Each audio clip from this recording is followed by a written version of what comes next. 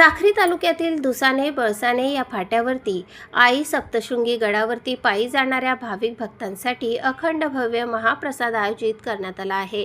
वणीगडावर सप्तशृंगी देवीच्या दर्शनासाठी पायी जाणाऱ्या सर्व भाविक भक्तांना महाप्रसाद, पाण्याची सोय तसेच मोबाईल चार्जिंग सेवा उपलब्ध करून देण्यात आली आहे।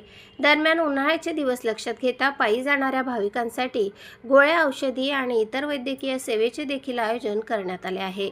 रामनवमीच्या पहिल्याच दिवशी महाप्रसादाचा आणि अन्नदानाचा कार्यक्रम आयोजित करण्यात आला असून या कार्यक्रमाचे आयोजन माजी पंचायत समिती सदस्य महावीर भागचंद जैन आणि समस्त मित्रपरिवार यांनी केले होते। प्रतिनिधी नवनीत बागलेसह स्वराज्य न्यूज, साक्री।